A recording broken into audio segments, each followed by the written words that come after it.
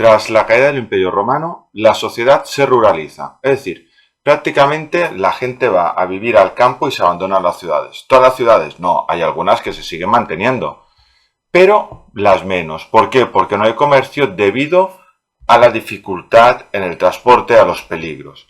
Y por ello tenemos que surge un nuevo tipo de sociedad, que es el feudalismo. El feudalismo se divide la población en dos grandes grupos. Un grupo privilegiado, pequeño, poco numeroso, y un grupo no privilegiado, el más numeroso. Dentro del grupo privilegiado lo encabeza el rey, como el más importante, y por debajo tenemos la nobleza y el clero. Y ya fuera de los privilegiados tenemos agricultores, jornaleros, artesanos, comerciantes, etc. ¿En qué se diferencian ambos grupos? Muy sencillo, el grupo privilegiado tiene el privilegio de no pagar impuestos, mientras que los no privilegiados son los encargados de pagar los impuestos. ¿Para qué? Para mantener al clero que reza, que protege a sus almas, y a los militares, a los nobles, que son los encargados de proteger su cuerpo, su vida. Por ello el rey realiza con sus súbditos más importantes, con los nobles, lo que se conoce como el pacto de vasallaje, donde el rey le entrega al noble unas tierras a cambio de que las defienda, y el noble se compromete a defender esas tierras, a dar consejo al señor y a darle ayuda económica. Cuidado, todo el mundo al final era vasallo, porque un campesino podía ser vasallo de un noble. Un rey incluso podía ser vasallo de otro rey, dependiendo de dónde tuviera las tierras. Estas tierras recibían el nombre de feudo, y el feudo se dividía en varias partes. Una parte que era la parte del señor, donde estaba su molino, su castillo, el encargado de defender las tierras, y luego tenía unas tierras, unos bosques del señor, unos prados y unas tierras. Estas tierras eran trabajadas por los siervos. ¿Quiénes eran los siervos?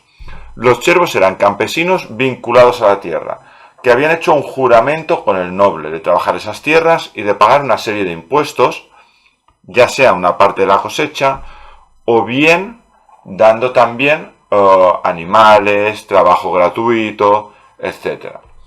Y luego había las tierras de los campesinos libres, unas tierras que eran... ¿Cómo se reparten las tierras? Mirad, cuando el rey da las tierras al noble le concede un feudo, y el feudo se divide en dos partes. La reserva del señor, con sus bosques, sus prados, e incluso una parte de las tierras, y el castillo. Y esas tierras eran del señor. La otra parte de las tierras la dividía en mansos, y estos mansos podían estar trabajados por siervos o por hombres libres. ¿Cuál es la diferencia entre los siervos y los hombres libres? Fácil, los siervos pagan más impuestos al noble, ya que aparte de pagar una parte de la cosecha, igual que paga el libre, no pueden irse a la tierra, tienen que trabajar gratuitamente las tierras del señor, tienen que dar una serie de animales en los momentos o fechas indicadas, y además todos tenían que usar el molino del señor, el horno del señor, la herrería del señor, y pagar por su utilización. Era una forma que el noble tenía de fiscalizar a los siervos. Esto en cuanto hacía referencia a la nobleza y al siervo que trabajaba para la nobleza o los campesinos. El otro grupo privilegiado es el clero. El clero se dividía en dos partes, el clero secular y el clero regular. ¿Cuál es la gran diferencia? El clero regular vive en el campo, habitualmente en los monasterios, de los que ahora hablaremos. Sus cargos principales son los abades, los superiores, los priores, y está formado por frailes, monjas y monjes. Y el clero secular vive en la ciudad y se encarga de ¿qué? De hacer los oficios religiosos. Está formado por obispos, arzobispos y ya más por debajo los sacerdotes. Dentro del clero regular viven los monasterios. Y nos tenemos que imaginar los monasterios como grandes construcciones. Construcciones en el campo que aparte de la iglesia solían tener hospederías, enfermerías, lagares para hacer vino, es decir, como unas pequeñas ciudades en miniatura, e incluso muchos estaban fortificados, servían para defenderse.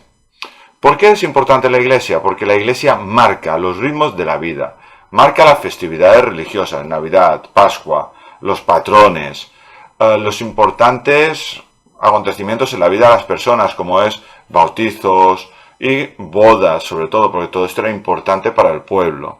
Todo eso está marcado por la Iglesia. Pero no solo eso, sino que en este momento es cuando se inician las cruzadas.